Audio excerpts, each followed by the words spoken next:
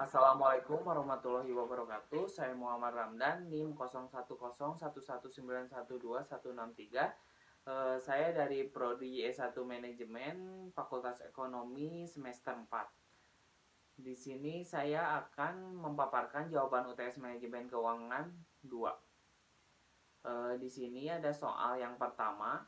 Apa yang dilakukan jika perusahaan kekurangan sumber dana? Perusahaan jelaskan. Di sini ada beberapa saran jika mungkin dapat diterapkan dan digunakan sehingga usaha akan mendapatkan suntikan dana dan menjadikan usaha tersebut dapat berkembang.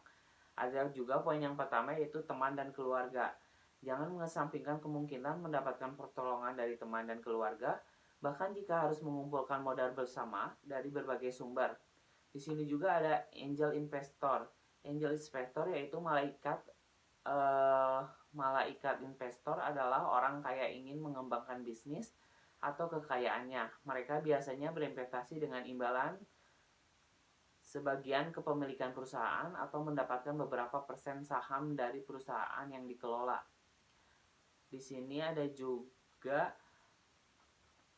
kapitalitas venture, kaum kapitalitas venture seperti investor malaikat, tapi biasanya adalah kemitraan atau organisasi cenderung mencari permukaan bisnis yang sudah ada.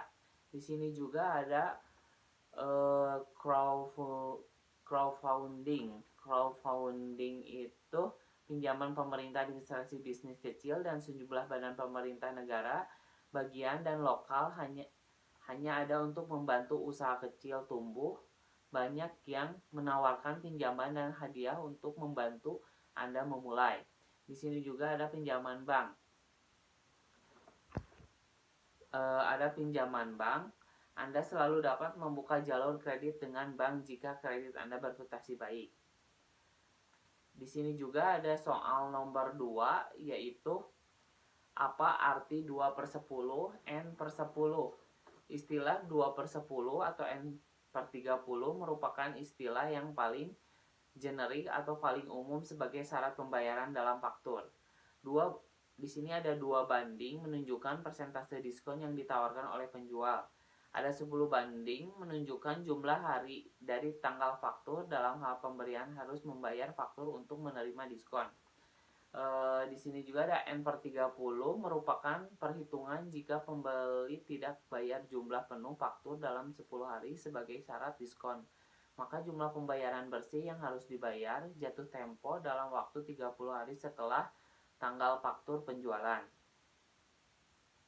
Di sini juga ada soal nomor 3, buatlah engine schedule of revival, kemudian berikan penjelasannya. Ya, di sini saya akan menjelaskan hasil umur tabel piutang. Yaitu berikut dari tabel umur piutang yang saya lampirkan di sini, ada total nilai piutang sebesar 100 juta, di mana untuk umur piutang 0 sampai 10 hari itu 0. Untuk umur piutang 11 sampai 30 hari ada sebesar 3 juta dengan persentase 3%. Untuk umur piutang 31 sampai 45 hari ada sebesar 82 juta dengan persentase 82%. Untuk umur piutang 46 sampai 60 hari ada sebesar 11 juta dengan persentase 11%. Dan yang terakhir umur piutang di atas 60 hari sebesar 4 juta dengan persentase 4%. Dari tabel tersebut dapat disimpulkan bahwa umur piutang yang kurang bagus ada di sekitar 15% dari total nilai piutang.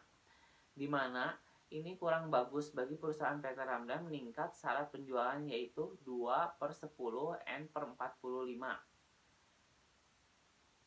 Baik, di sini saya akan memaparkan lagi soal nomor 4, berapakah tingkat inflasi saat ini? Berikan sumber saudara mendapat tingkat inflasi tersebut dalam bentuk SS. Kemudian apakah layak kita berinvestasi? Jelaskan jawaban saudara.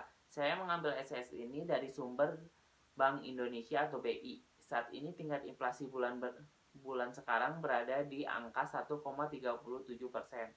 Angka ini masih di bawah tingkat inflasi dan yang ringan, jadi masih layak untuk berinvestasi. Baik, di sini ada soal nomor 5. Jelaskan dalam dunia industri, bebas kalian pilihan, contohnya pengaturan persediaan supaya tidak terjadi kekurangan persediaan.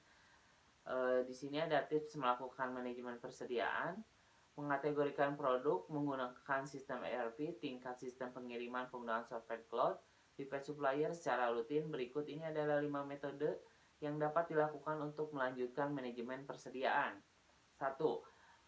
Yang pertama, mengategorikan produk yang diperlukan, penentuan kategori produk yang ringkas dan user friendly. Beberapa gaya dalam menentukan kategori produk yang dapat dilakukan, salah satunya adalah dengan metode ABCD, di mana persediaan akan dikategorikan menurut nilainya.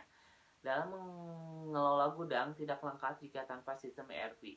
Enterprise Resource Planning yang ramah menggunakan sistem ERP yang paling dasar akan memiliki sistem multilokasi, hak akses user dan fleksibel yang sesuai dengan penggunaan serta integrasi dengan bagian lain yang terkait, misalnya sales dan accounting. Penggunaan sistem ERP akan meningkatkan akurasi persediaan dan biasanya juga akan menawarkan penjadwalan persediaan yang sangat baik. Meningkatkan sistem pengiriman menggunakan sistem ERP yang telah memiliki fungsi pengiriman untuk mengatasi jumlah proses pengiriman dengan memanfaatkan sistem ERP yang memiliki sistem pengiriman, maka dapat meningkatkan manajemen persediaan dan efisien gudang secara keseluruhan. Menggunakan teknologi cloud yang dapat memungkinkan akses mudah ke data dan inflasi persediaan secara real time dan akurat. Melakukan review terhadap supplier pertimbangan untuk menggunakan sistem ERP untuk mengaudit kinerja para supplier secara periodik. Hal tersebut akan membantu untuk mengidentifikasi supplier yang tidak dapat diandalkan dan memberikan peluang untuk perbaikan. Pertimbangkan juga untuk memberikan intensif kepada seluruh supplier yang memiliki kinerja bagus dengan menjual lebih banyak produk mereka, dan dilakukan pembayaran tepat waktu sambil mengurangi jumlah supplier yang berkinerja buruk. Terima kasih pemaparan dari saya. Assalamualaikum warahmatullahi wabarakatuh.